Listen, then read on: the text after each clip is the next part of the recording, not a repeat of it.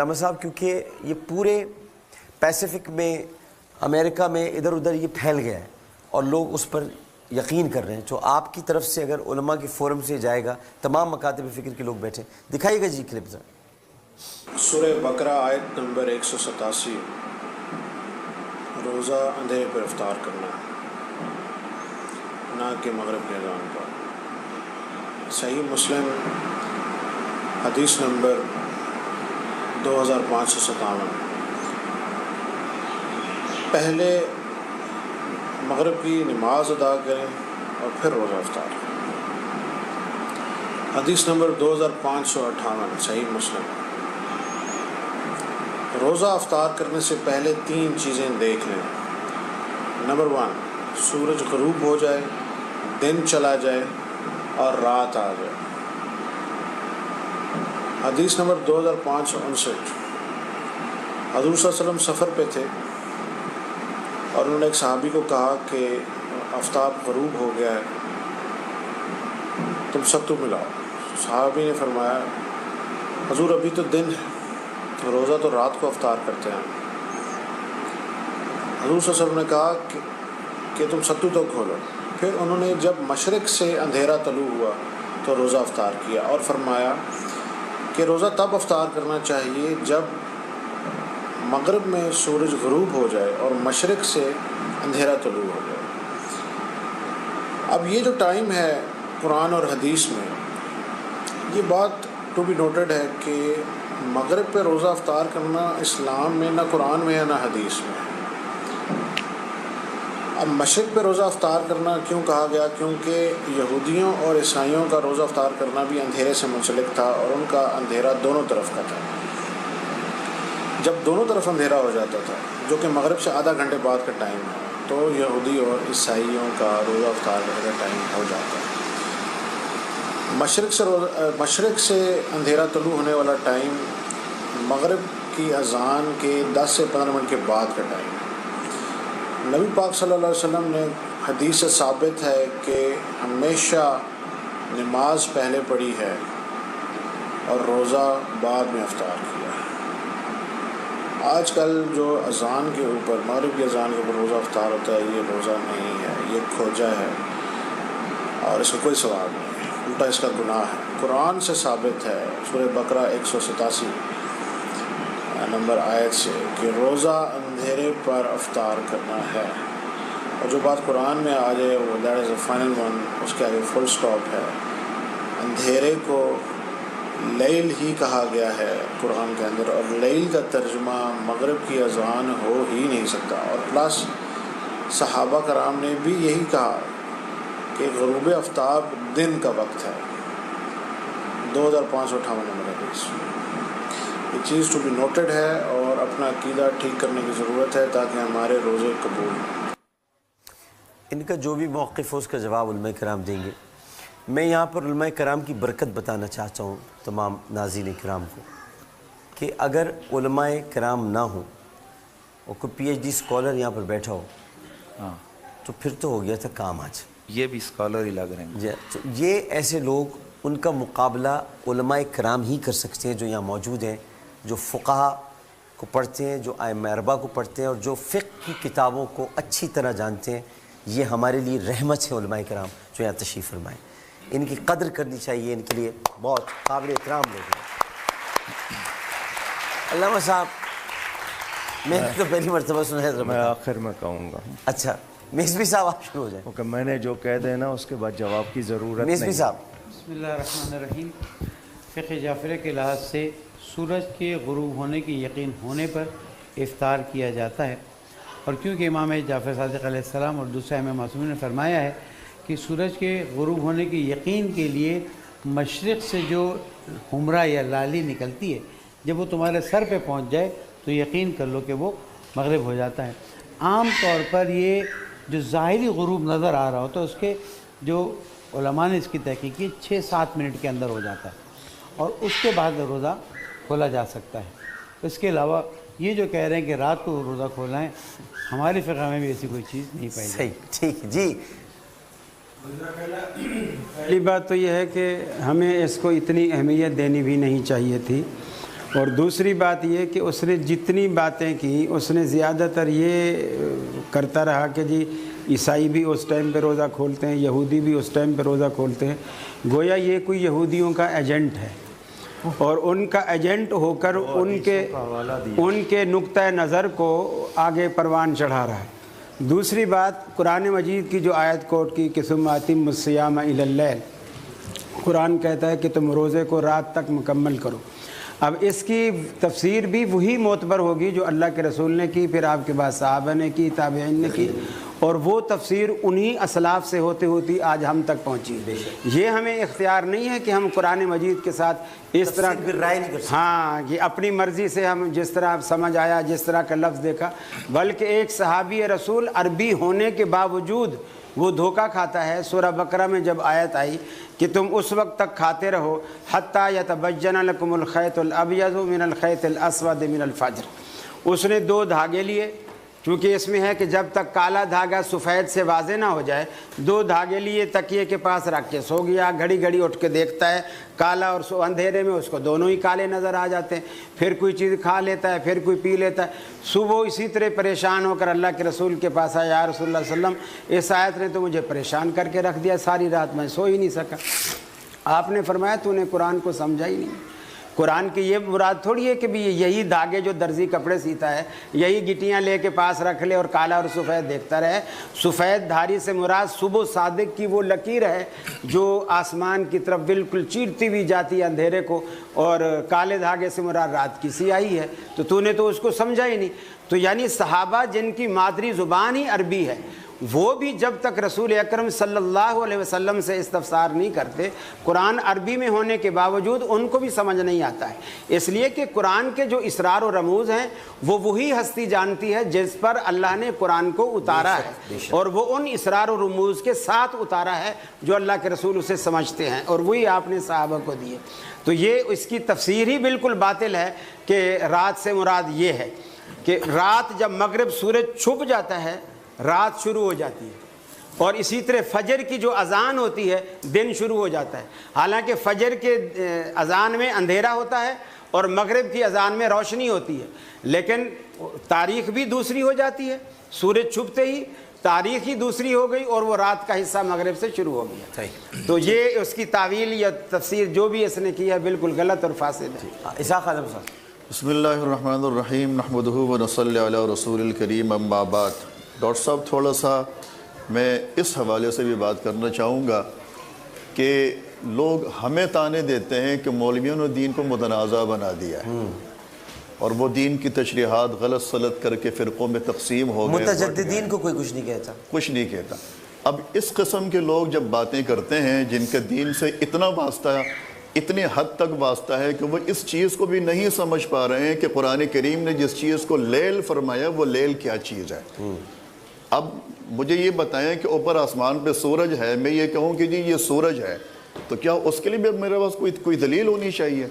مجھے دلیل دینے کی ضرورت ہے کہ جی یہ سورج ہے، اس کو میرے پاس 10 دلائل موجود ہیں۔ تو اس قسم کے لوگوں کو نہ دیکھنا چاہیے، نہ اس قسم کے لوگوں کو سننا چاہیے۔ اپنے علماء پر اعتماد کریں، اپنے بزرگوں پر اعتماد کریں۔ قاری خلیل الرحمن جاوید صاحب نے بڑی خوبصورت بات کی کہ قرآن کی تشریح وہی ہے جو رسول اللہ نے فرمائی۔ بے شک قرآن کی تشریح وہی جو رسول اللہ کے بعد صحابہ نے فرمائی ہے، جو آپ کے بعد ائمہ مجتہدین نے، مفسرین، محدثین نے فرمائی ہے۔ قرآن کی تشریح وہ نہیں ہے جو آج کے ایک متجدد بیٹھ کے اس قسم کی باتیں کرتا ہے جو ابھی ہم نے سنی ہے۔ ثم اتم الصیام الی اللیل، بڑی آسانی کے ساتھ یہ بات انہوں نے کہہ دی کہ روزہ کب مکمل ہونا چاہیے، کب تک روزے کا وقت ہے، قرآن اس کو بیان نہیں کرتا۔ یہ کتنی احمقانہ بات ہے اور کتنی جہالت والی بات ہے کہ قرآن کریم واضح الفاظ میں اس کو بیان فرما رہے ہیں کہ جی رات تک اس کو مکمل کریں۔ اب جب رات شروع ہو رہی ہے تو آپ کا روزہ مکمل ہو چکا ہے۔ اب اس میں اس قسم کی باتیں کرنا کہ لوگوں کو اس میں شکوک اور شبہات میں ڈال دیا جائے کہ اب ایک مسلمان روزہ افطار کر رہا ہے، وہ اس شبہ میں افطار کر رہا ہے کہ نہ جانے کہ میرا روزہ مکمل ہوا ہے یا نہیں ہوا، مجھے مغرب کی نماز سے پہلے کرنا چاہیے تھا یا مجھے مغرب کی نماز کے بعد کرنا چاہیے تھا۔ تو یہ قرب قیامت کی نشانیوں اور علامات میں سے ہے کہ آپ کو دینی معاملات میں الجھا دیا جائے گا، آپ فیصلہ نہیں کر پائیں گے کہ یہ ٹھیک بات کہہ رہا ہے یا وہ ٹھیک بات کہہ رہا ایسے ہے. لوگ دین بیان کریں گے جن کا دین سے تعلق جی ہے، حدیث ہے. لیکن ہمیں دکھ اس بات پر ہوتا ہے ڈاکٹر صاحب، ہمیں افسوس اس بات کے اوپر ہوتا ہے کہ علماء کی باتوں کو نظر انداز کر کے اس قسم کے لوگوں کی باتوں کو فیور کیا جاتا ہے اور ان کی باتوں کو بڑی توجہ کے ساتھ سنا جاتا ہے اور ان باتوں کو یقیناً اہمیت نہیں اور دینی پھیلایا چاہیے. جاتا ہے ان کو بغیر. بنایا جاتا ہے. یہ ویڈیوز مجھے بھی لوگوں نے بھیجی ہیں کہ جی آپ اس کے بارے میں کیا کہتے ہیں. ہم اس کے بارے میں کیا کہیں کہ جو آدمی سراسر قرآن و حدیث کے خلاف بات کرتا ہے. جی بسم اللہ الرحمن الرحیم. ڈاکٹر صاحب چونکہ ان صاحب نے قرآن مجید کی آیت کو کوٹ کیا اور احادیث مسلم شریف کی کوٹ کی، جس کی وجہ سے سننے والے کے اوپر ایک لامعالی اثر ہوتا ہے جب حوالہ حدیث کا یا قرآن کا دیا جائے. پہلی بات یہ ہے کہ قرآن و حدیث کو سمجھنے کے لیے بنیادی علوم کا انسان کے پاس ہونا از حد ضروری ہے. جی جب تک ہمارے پاس بنیادی علوم جن میں صرف ہے، نحو ہے، جی ہاں منطق ہے اور اس کے علاوہ بلاغت ہے اور اس کے علاوہ فقہ، اصول فقہ، تفسیر، اصول تفسیر، تب یہ علوم نہیں ہوں گے نہ آپ قرآن مجید کی صحیح تشریح کر سکتے ہیں اور نہ حدیث مبارکہ کی. سب سے پہلے میں چونکہ انہوں نے حوالہ قرآن کا دیا، میں قرآن کی طرف آ رہا ہوں. ثم اتم الصیام الی اللیل، یہاں پر یہ الہ ہے اور الہ غایت کے لیے آتا ہے، اللیل مغیہ ہے. اور ٹیکنیکلی ان صاحب کو یہاں غلطی یہ لگی ہے کہ یہ جو غایت ہے یعنی الہ کے بعد جو آنے والی چیز ہے اس کو مغیہ کہتے ہیں. اب یہاں پر ایک رول اور قانون اپلائی ہوگا تب جا کے مسئلہ حل ہوگا. جب الہ کے ما قبل اور الہ کے ما بعد دونوں ایک جنس سے ہوں تو ما قبل ما بعد میں داخل ہوتا ہے، اور جب الہ سے ما قبل اور ما بعد یہ الگ جنس سے ہوں تو وہ اس میں داخل نہیں ہوتا. میں اس کو اگزامپل دے رہا ہوں. قرآن مجید برہان رشید نے کہا کہ فَغْسِلُوا وُجُوهَكُمْ وَأَيْدِيَكُمْ إِلَى الْمَرَافِقِ، کہ تم وضو کرتے ہوئے چہرے کو دو اور ہاتھوں کو دو إِلَى الْمَرَافِقِ، کونیوں تک. اب یہاں پر اس کا ترجمہ کونیوں تک نہیں ہوتا بلکہ کونیوں سمیت ہے. اس کی وجہ یہ ہے کہ یہ جو ہاتھ اس کا اطلاق کندھے تک ہوتا ہے اور یہ غایہ مغیہ میں داخل ہے، لہٰذا یہ اس کے حکم میں بھی داخل ہے، اس لیے یہاں پر معنی سمیت کریں گے. اور جب میں کہتا ہوں میں نے یہ مکان بیچا اس دیوار تک، یہ پلاٹ بیچا اس دیوار تک، اب وہ دیوار اس پلاٹ میں، یہ میں کہتا ہوں یہ میں نے پلاٹ بیچا اس مکان تک، اب وہ مکان اور ہے اور یہ پلاٹ اور ہے، اب وہ مکان اس کے اندر اس بیچنے کے حکم میں داخل نہیں ہوگا. اسی طرح یہاں ما قبل روزہ ہے، ما بعد رات ہے، رات اور روزہ یہ الگ جنس ہیں، جس سے مراد یہ ہوگی کہ جیسے ہی رات پہنچی اس تک آپ کا روزہ کمپلیٹ ہو گیا. یعنی رات کا پہلا جز جو فرسٹ اس کا لمحہ ہے اس تک آپ کا روزہ کمپلیٹ ہو گیا. اب یہ کب تک ہے؟ انہوں نے حدیث شریف پیش کی تو اس پر ایک تو ان صاحب نے دو بڑی عجیب و غریب باتیں کی کہ حضور نے ہمیشہ مغرب کی نماز پڑھ کے افطاری کی. یہ بالکل بلنڈر ہے. کس جگہ لکھا ہے کہ رسول اللہ نے ہمیشہ مغرب کی نماز پڑھ کے افطاری کی؟ اور جو انہوں نے وہ سفر کا واقعہ بیان کیا وہ بھی غلط بیان کیا، بالکل اس کو انہوں نے غلط حوالے سے بیان کیا. اس لیے کہ مسلم شریف کی حدیث جو انہوں نے نمبرنگ بیان کیا، پتہ نہیں انہوں نے ایک نمبر کون سا دی، یہ جو میرے پاس آ رہے گا نمبرنگ، یہ حدیث کا نمبر ہے 1100. مسلم شریف حدیث نمبر 1100 ہے. 1100 1099 1098 1100 اور 1101 یہ حدیث کا نمبر ہے. اور اللہ کے نبی صلی اللہ تعالی علیہ وسلم نے جو فرامین ہے آپ کے، اللہ کے نبی نے ہر جگہ اس پہ بخاری، مسلم، ترمذی، ابن ماجہ، مسند دارمی ہے، ابن حبان ہے اور صحیح حدیث کی کتابوں میں بڑا واضح طور پر اللہ کے نبی نے حکم دیا. ایک جگہ اللہ کے حبیب سرور کون و مقام فرماتے ہیں، بخاری کی حدیث ہے کہ لا یزال الناس بخیر ما عجل الفطر، کہ اس وقت تک لوگ خیر کے اوپر رہیں گے ہمیشہ. یہ حدیث اسی باب کے اندر سے انہوں نے اٹھائی ہے. اور اس باب تو صاحب کتاب یہ بتانا چاہ رہے، اور جو حدیث انہوں نے بیان کی ہے اس کو انہوں نے ترجمہ تشریح غلط کی ہے. وہ ترجمہ تشریح کیا ہے میں عرض کر دیتا ہوں. حضرت عبداللہ بن ابی اوفا رضی اللہ تعالیٰ عنہ سے روایت ہے اور اس کے علاوہ اور بھی صحابہ کرام مختلف کتب میں یہ روایت موجود ہے. قال کنا مع رسول اللہ فی سفر فی شہر رمضان، صحابی رسول فرماتے ہیں کہ ایک سفر میں ہم اللہ کے رسول کے ساتھ تھے رمضان کے مہینے میں. اور فلما غابت الشمس، ادھر سورج غائب ہوا، کالا یا فلان، حضور نے ایک صحابی سے فرمایا فلاں آدمی اتر اور فجدہ لنا ستو گول ہمارے لیے. قال یا رسول اللہ ان علیک نارن. تو چونکہ ابھی سورج غروب ہوا تھا, روشنی جو ہے نا وہ نظر آ رہی تھی, انہیں عرض کی یا رسول اللہ ابھی تو دن کا وقت ہے, یعنی آپ ہمیں بہت جلدی افطاری کرنے کا حکم دے رہے ہیں, جلدی افطاری کے تیاری کو حکم دے رہے ہیں. اللہ کے رسول نے پھر حکم دیا اتر فجدہ لنا, اور ہمارے لیے ستو گول. قالا راوی کہتے ہیں فنزلا, فوراً وہ اترا. یہاں ٹیکنیکلی فات الفاء لتعقیب مع الوصل, اس نے دیر نہیں لگائی, فوراً اترا پانی کے اندر ستو گولے. فاتاؤ بھی, حضور فوراً آئے. فشرب النبیو, تو اللہ کے نبی نے فوراً اس کو پی کر افطار فرمایا. یعنی اتنا جلدی افطاری کروا رہے ہیں اللہ کے حبیب کہ دیکھنے والے کو یہ لگ رہا ہے کہ یار ابھی تو دن کا وقت ابھی باقی ہے, لیکن چونکہ اللہ کا رسول سورج غروب ہو چکا ہے تو اس دیکھنے والے کو ڈاؤٹ ہو رہا ہے کہ یار یہ ابھی اندھیرا نہیں ہوا ہے, ابھی روشنی ہے. اللہ کے ابھی فرماتے نہیں اتر, یہی ٹائم ہے.